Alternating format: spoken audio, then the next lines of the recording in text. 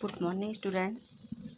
चलिए हिंदी वसंत का आज पाठ 4 कठपुतली कविता प्रारंभ करते हैं। तो इस कविता का नाम है कठपुतली। यह मैं आपको समझाने जा रही हूँ। तो सबसे पहले कवि के बारे में जान लेते हैं कि इस कविता के कवि कौन है, किसने यह कविता को लिखा है। तो कठपुतली जैसा कि इसके नाम से स्पष्ट है, कठ और पुतली। तो कठपुतली शब्द दो शब्दों से मिलकर बना है, कठ प्लस पुतली।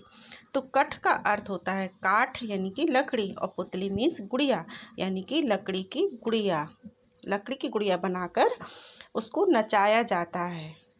तो इसके कवि कौन हैं? कवि भवानी प्रसाद मिश्र।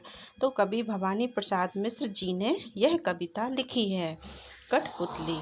तो चलिए बच्चों प्रारंभ करते हैं। कठपुतली कविता को पहले पढ़ते हैं। कठपुतली गुस्से से उबली, बोली ये धागे क्यों है मेरे पीछे आगे, इन्हें तोड़ दो मुझे मेरे पाँव पर छोड़ दो। तो कठपुतली गुस्से से उबली, बोली ये धागे क्यों है मेरे आगे पीछे, इन्हें तोड़ दो मुझे मेरे पाँव पर छोड़ दो। आगे आगे देखिए कविता। सुनकर बोली और कठपुतलियाँ कि हाँ बहुत दिन हुए हमें अपने मन के छंद छुए। सुनकर बोली और कठपुतलियाँ कि हाँ बहुत दिन हुए हमें अपने मन के छंद छुए। मगर पहली कठपुतली सोचने लगी, ये कैसी इच्छा मेरे मन में जगी। तो बच्चों ये है कठपुतली का चित्र। जैसा कि आप देख रहे हैं कि देखो कठपुतली में क्या होता है कि जो काठ की यानी कि लकड़ी की गुड़िया होती है वह धागे से बंधी होती है और धागे के सहारे इसको नचाया जाता है। यह जैसा चाहे वैसा इसको हम नचा सकते हैं। तो ये है कठपुतली के चित्र। ये देखो धागे के माध्यम से नाच रही है।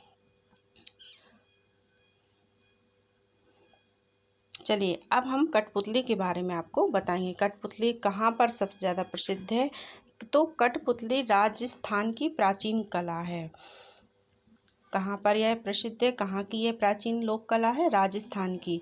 तो राजस्थान की ये लोक कला भारत और पूरे विश्व भर में प्रसिद्ध है। राजस्थानी भाषा के दो शब्दों से मिलकर बना है, कठ पुतली। कठ प्लस पुतली। कठ का अर्थ है लकड़ी तथा पुतली का अर्थ होता है गुड़िया। तो कठपुतली मतलब पूरी तरह लकड़ी से बनी हुई गुड़िया जिसमें सूती कपड़ा और धातु के तार भी काम में आते हैं। यह माना जाता है कि कठपुतली लोक कला का इतिहास लगभग 1500 साल पुराना है। कितने साल पुराना है ये? 1500 साल पुराना। तो यह राजस्थान की प्राचीन लोक कला है। राजस्थान की यह प्रसिद्ध लोक कला है। यह लोक कला राजस्थान के नागौर तथा मारवाड़ जिले के भट्ट आदिवासी जाति के लोगों का पारंपरिक व्यवसाय भी है। तो यह एक वहाँ के लोगों का व्यवसाय है। कठपुतलियों को तार के माध्यम से उंगलियों पर नचाया जाता है। किसके माध्यम से? तार के माध्यम से। तार या धागे मजबूत वाले बंधे होते हैं और उसके माध्यम से नचाया जाता है। तो खाट के माध्यम से एक मंच तैयार किया जाता है जिस पर तख्त लगाया जाता है। तो इसका मंच कैसे बना जाता है इसके बारे में आप पढ़ेंगे, है ना। तो काठ के माध्यम से एक मंच तैयार किया जाता है जिस पर तख्त लगाया जाता है। कठपुतली को डोरी के जरिए बांधा जाता है जो ऊपर से गुजरती है और उसका एक छोर कठपुतली कलाकारों के हाथ में होता है और दूसरा कठपुतली से बंधा होता है। तो राजस्थान के गांव में कोई भी मेला, धार्मिक त्यौहार या सामाजिक मेलजोल कठपुतली नाच के बिना अधूरा है। तो राजस्थान की यह प्राचीन लोक कला है। तो वहाँ पर कोई भी त्यौहार होता है वह कठपुतली के नाच के द्वारा ही मनाया जाता है। वहाँ पर कठपुतली नाच होता है। यदि वो नहीं होता है तो वह त्यौहार अधूरा माना जाता है। तो कठपुतली नाच की शुरुआत ढोलक की थाप से होती है और आमतौर पर महिला मंडली की ओर से कथा के माध्यम से सुनाई जाती है। तो जैसे कठपुतली का नाच प्रारंभ होता है तो ढोलक की थाप बजाई जाती है और आमतौर पर क्या होता है, महिला मंडली की ओर से कथा के माध्यम से सुनाई जाती है। तो आपने समझा इसका परिचय कि कठपुतली कहाँ पर सबसे अधिक प्रचलित है। तो यह राजस्थान की प्राचीन लोक कला है। ठीक है, चलिए अब आगे बढ़ते हैं। इसके अर्थ की ओर। तो चलिए हम आपको कविता का भावार्थ यानी कि इस कविता का हम अर्थ आपको समझाएंगे। तो सबसे पहले, कठपुतली गुस्से से उबली, यह पहला वाला है।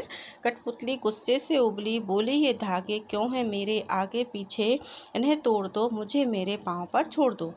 तो कठपुतली यहाँ पर अपने मन के भाव व्यक्त करती है, अपने मन के विचार हमारे सामने रख रही है। वह कहती है कि कठपुतली बरसों से धागों से बंधी हुई है। दूसरे लोग अपने मनोरंजन के लिए उसे अपनी उंगलियों पर नचा रहे हैं। कठपुतली अपने आगे पीछे और शरीर के हर अंग से बंधे धागों से परेशान है। वह उन्हें तोड़कर आज़ाद होना चाहती है। तो आज़ादी सबको पसंद है, तो वह कठपुतली भी आज़ाद होना चाहती है। दूसरों के इशारों पर नाचते नाचते वह थक चुकी है। वो आत्मनिर्भर बनकर अपने पैरों पर खड़ी होना चाहती है और अपनी इच्छा के अनुसार कार्य करना चाहती है। तो आया समझ में कि कठपुतली वर्षों से धागों से बंधी हुई है और वह कह रही है कि मेरे ये पैरों में बंधे हुए धागे छोड़ दो, हमें आत्मनिर्भर बनने दो और अपने पैरों पर खड़ा होने दो। यह अपनी इच्छा वह हमारे सामने व्यक्त कर रही है। अगला है नेक्स्ट, सेकंड वाला। सुनकर बोली और कठपुतलियाँ की हाँ बहुत दिन हुए हमें अपने मन के छंद छुए। कवि कह रहे हैं कि पहली कठपुतली की बात सुनकर दूसरी अन्य कठपुतलियों के मन में भी आज़ाद होने की इच्छा जागने लगी। वे सभी पहली कठपुतली की बातों से सहमत हो गई। तो जैसा पहली कठपुतली कह रही है तो बाकी सभी कठपुतलियाँ भी यह बात सुनकर उसकी बात से सहमत हो जाती हैं। वे सभी कहती हैं कि सचमुच वर्षों से इन धागों से बंधे रहने के कारण हमने पता नहीं कितने ही दिनों से अपने मन की कोई भी इच्छा पूरी नहीं की है। हमें ये गुलामी का जीवन जीना पड़ रहा है। अतः सभी कठपुतलियाँ विद्रोह के लिए तैयार हो जाती हैं और उन धागों से आज़ाद होना चाहती हैं। तो पहली कठपुतली की बात सुनकर दूसरी अन्य कठपुतलियाँ भी इस बात से सहमत हो जाती हैं कि हमें हमारे धागों से छोड़ दो, ये धागों का बंधन छोड़ दो और हमें आज़ाद होने दो, हम आज़ाद होना चाहते हैं। नेक्स्ट है, तो अन्य सभी कठपुतलियों की बात सुनकर पहली कठपुतली सोच में पड़ गई। चलिए हम पढ़ते हैं तीसरी वाली कविता। तो मगर पहली कठपुतली सोचने लगी ये कैसी इच्छा मेरे मन में जगी।